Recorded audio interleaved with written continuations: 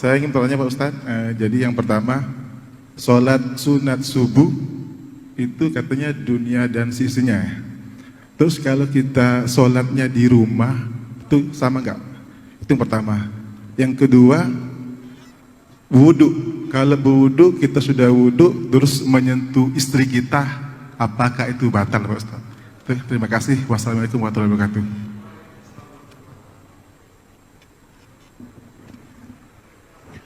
Raka'atul fajri khairum minad dunya wa ma fiha. 2 rakaat qabliyah subuh lebih baik daripada dunia seisinya. Disebut dia dengan raka'atul fajri, disebut dia dengan rakaat qabliyah subuh. Bagi yang pakai usolli sunnatas subhi raka'ataini qabliyatan. Waktunya dari azan sampai ke iqamat. Jadi kalau bangunnya itu sudah azan subuh, dia di rumah, apakah dia langsung sholat subuh atau qabliyah subuh? Qabliyah subuh dulu. Andai terbangunnya itu sudah terlambat, apakah hilang waktu qabliyah? Tidak. Andai dia di masjid, masuk ke dalam masjid, tiba-tiba iqamat, qad qamatis salatu, qad qamatis salah, Allahu akbar, Allahu akbar, la ilaha illallah. Dia langsung salat subuh. Setelah salat subuh dia qabliyah subuh, qada, diganti qabliyah subuh. Satu-satunya salat qabliyah yang diganti Nabi adalah qabliyah subuh. Saking pentingnya qabliyah subuh. Rakaat pertama ayatnya qul ya ayyuhal kafirun. Rakaat kedua ayatnya qul huwallahu ahad. Imam Muslim dalam kitab Sahih Muslim membuat satu bab khusus. Waktunya dari azan sampai iqamat. Jumlahnya 2 rakaat. Ayatnya kuliah dengan kulhu. Keutamaannya lebih baik daripada dunia dan seisinya. Kalau qabliyahnya saja lebih baik daripada dunia dan seisinya, apalagi sholat subuhnya. Jadi dilaksanakan di rumah hukumnya boleh. Qabliyah itu tidak hanya di masjid saja. Lau ya'lamuna ma fil atamati was subhi. Seandainya mereka tahu pahala salat subuh berjamaah dengan salat isya berjamaah, la atauhu mahabwan. Mereka akan datang walaupun merangkak. Kenapa mereka tak tahu? Karena Allah tak kasih tahu. Allah mau kasih surprise bagi mereka yang datang salat subuh berjamaah. Ini tentang qabliyah subuh. Yang kedua tentang bersentuhan laki-laki dengan perempuan yang tak mahram. Istri itu mahram karena nikah, tapi dia tidak mahram karena nasab. Yang dimaksud di sini mahram nasab. Apa beda mahram nasab dengan mahram nikah? Mahram nasab tak ada syahwat, tak ada nafsu.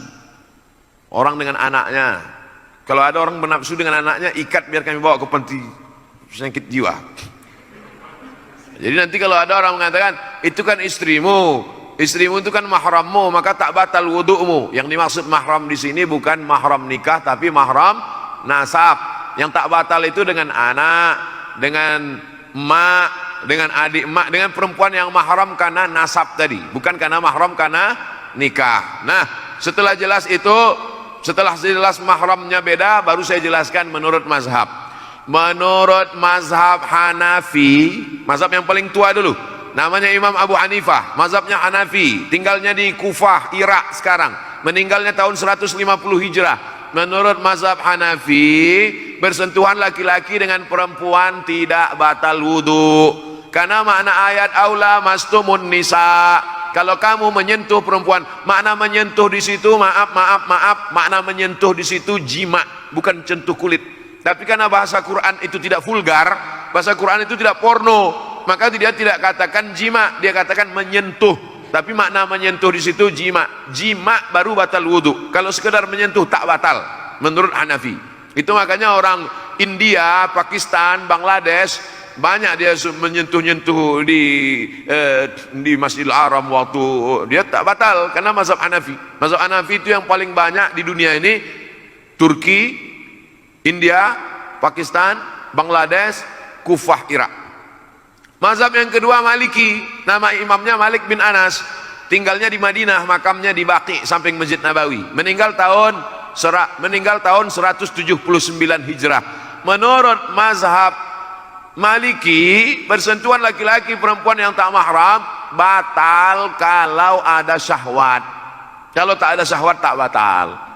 Bersahwat baru batal, tak bersahwat tak batal. Yang ketiga mazhab Syafi'i, nama imamnya Muhammad bin Idris, makamnya di Mesir, di Kairo, meninggal tahun 204 Hijrah. Menurut mazhab Syafi'i, asal bersentuh laki-laki perempuan mau bernafsu tak bernafsu batal. Bernafsu tak bernafsu batal wudu. Abdul Somad pilih pendapat mazhab Syafi'i. Kenapa pendapat itu yang Ustaz pilih? Karena saya dari kecil belajar mazhab Syafi'i, di sekolah belajar mazhab Syafi'i, di Mesir belajar mazhab Syafi'i, dan menurut saya pakai mazhab ini lebih selamat.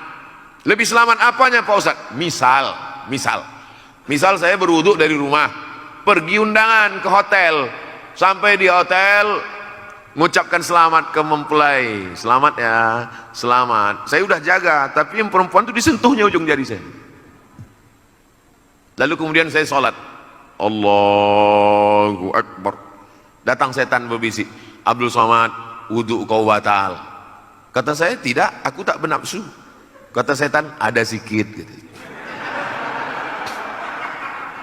Kan berkata-kata dalam pikiran.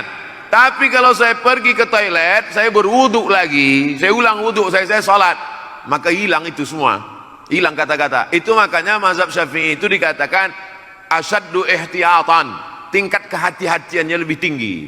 Mazhab Syafi'i itu tingkat kehati-hatiannya lebih tinggi, di antaranya dalam masalah wudu ini. Yang kedua, masalah imsak waktu subuh. Mazhab Maliki tak ada imsak. Saya tinggal di Maroko, mazhab Maliki. Maliki itu yang paling banyak, mazhab Maliki, Tunisia, Aljazair, Maroko, Mauritania, Andalusia, Irak, sebagian Mesir. Banyak mazhab Maliki. Dalam mazhab Maliki tidak ada imsak. Jadi kulu, makanlah, washrabu, minumlah sampai azan. Allahu Akbar, Allahu Akbar. Jadi kami di Maroko tidak ada itu sirine imsak. Jadi kami makan aja, makan, tiba-tiba azan, mulut berisi.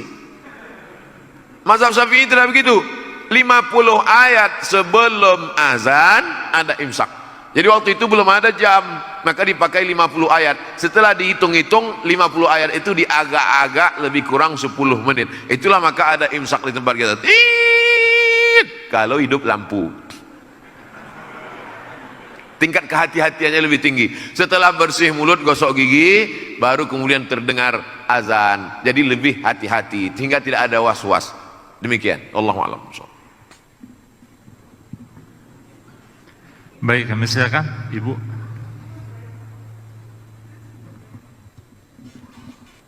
Assalamualaikum warahmatullahi wabarakatuh.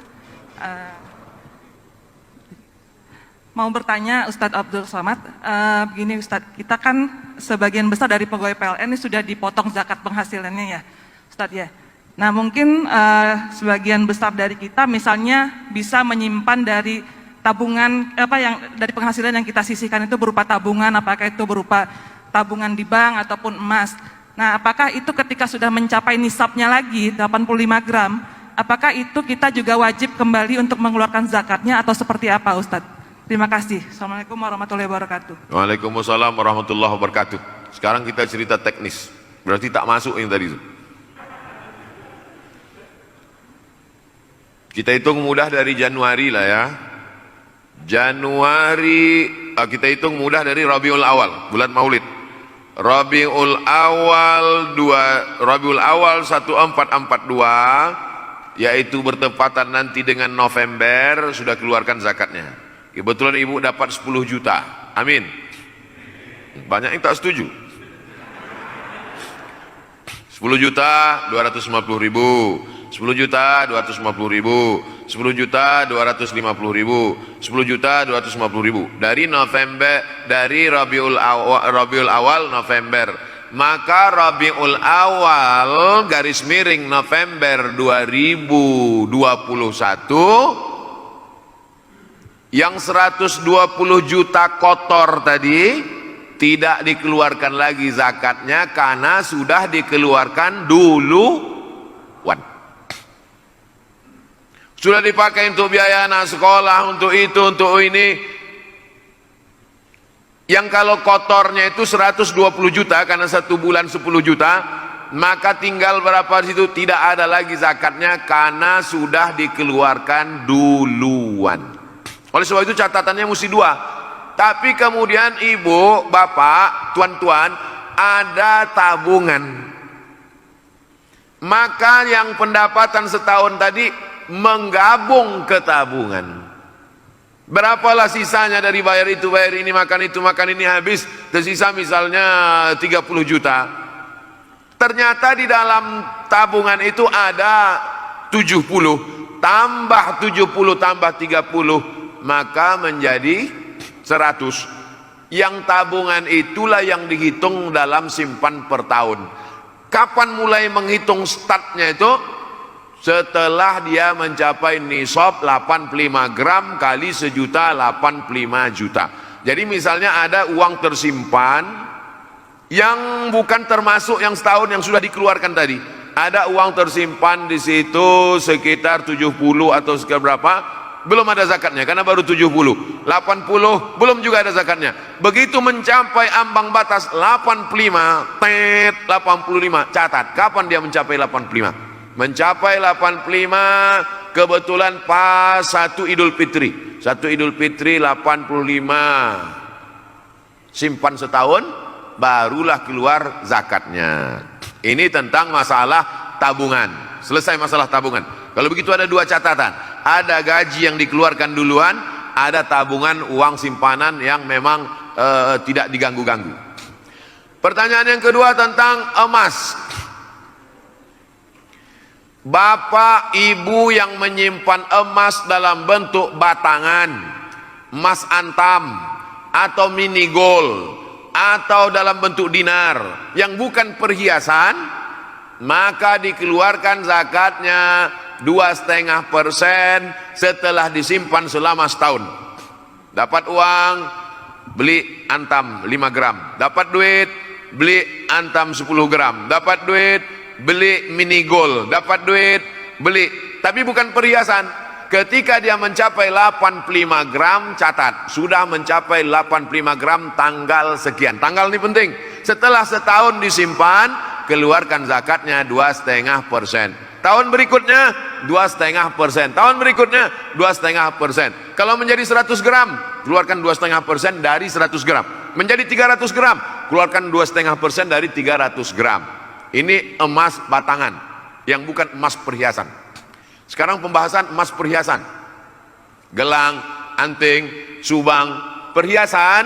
Emas perhiasan dua pendapat ulama. Pendapat pertama, emas perhiasan dikeluarkan zakatnya sekali seumur hidup. Pendapat Imam Ahmad bin Ambal, mazhab Ambali.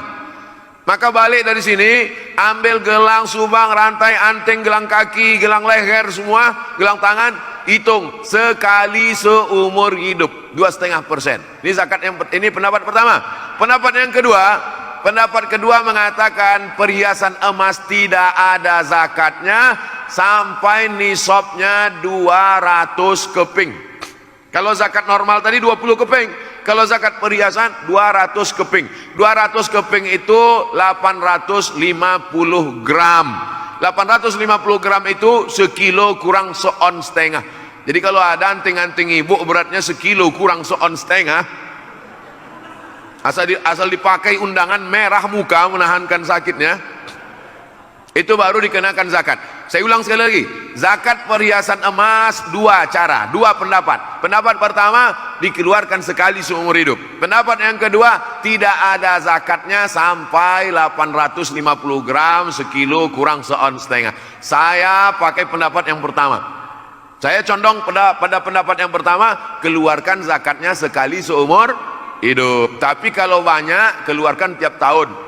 Cobalah hitung di rumah sendiri, kalau emasnya banyak, sekilo, 2 kilo, nah itu keluarkan setiap tahun. Tapi kalau emasnya sedikit, keluarkan sekali seumur hidup. Karena kalau ditunggu sekilo kurang seon setengah, tak akan seumur hidup tak bayar zakat. Wallahu a'lam. Jelas kan? Wallahu a'lam.